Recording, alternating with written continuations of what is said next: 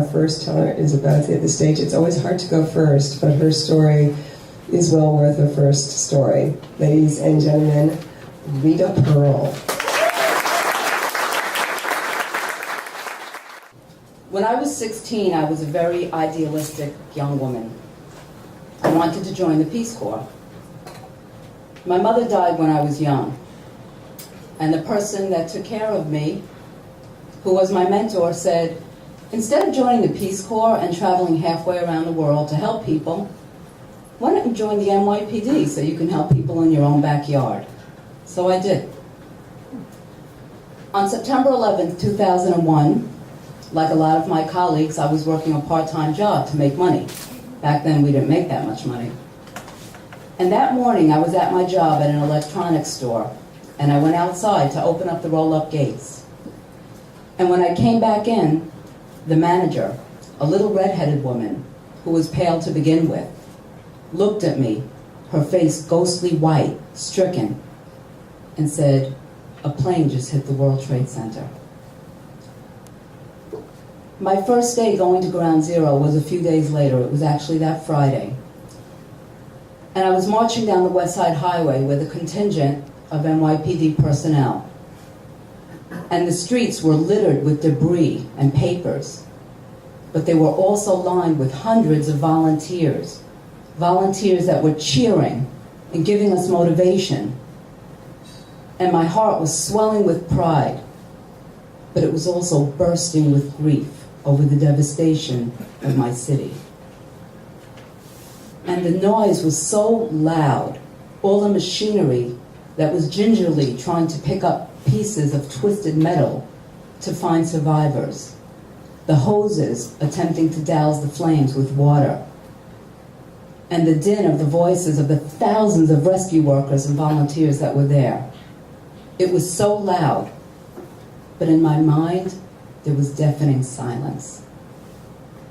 And I went to the World Financial Center, and all the windows were shattered, and all the stores were abandoned like a ghost town.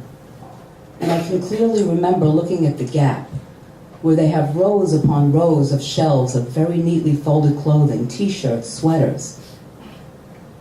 But they were lined with inches thick of World Trade Center dust, the dust of the thousands of victims and of their surroundings.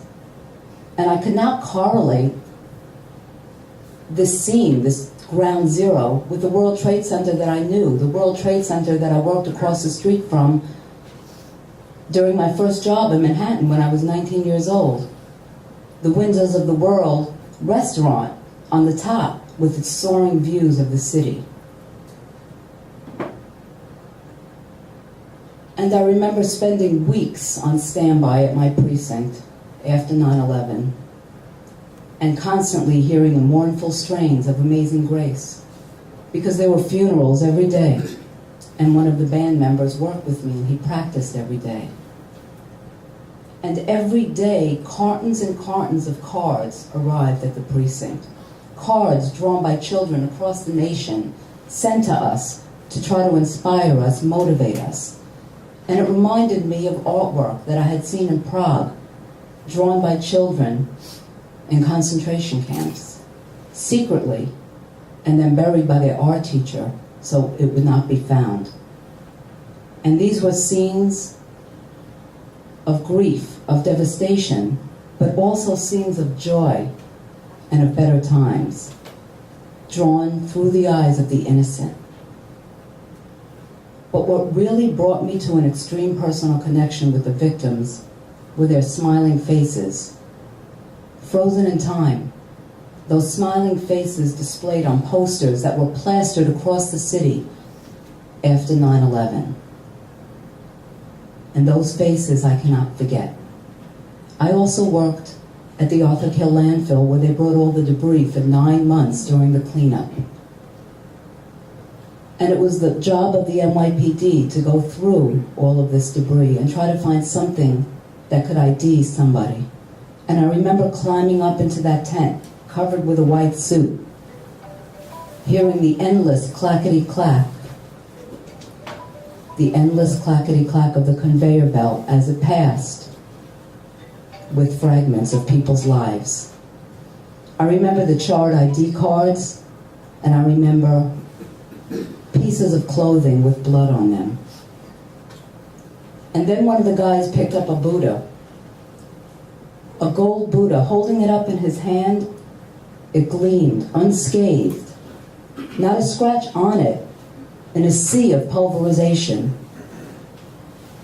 Pocketing it, he said, I'm going to keep this as a souvenir, I guess. And I didn't say anything. I should have. I was a sergeant. I should have told him, put it back. Because maybe somebody might have recognized this as being on their loved one's desk. But I didn't, and I can't forget that.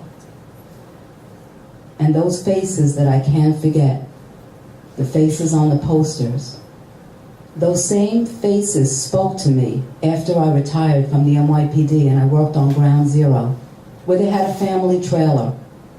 And if you lost somebody in the attacks, you can go in that family trailer 12 hours a day, 7 days a week, and put up photos of your loved ones.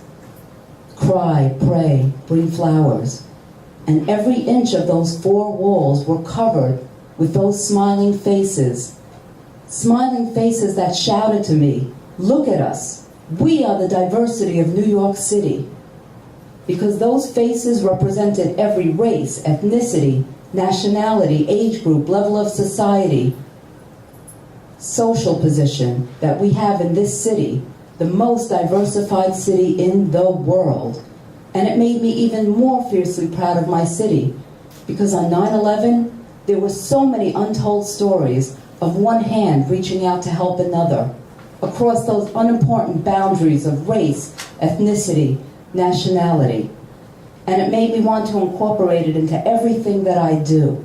Every class that I teach, I tell people, stand on a corner for 10 minutes in Midtown Manhattan, and you'll hear people speaking 50 different languages pass you. And it made me want to tell people the hand that would reach out to help you could be anyone, as it was on 9/11, and as it was for me in my life, where the person that raised me, a black woman, took me into her home and taught me to look across those boundaries and into a person's heart. Thank you.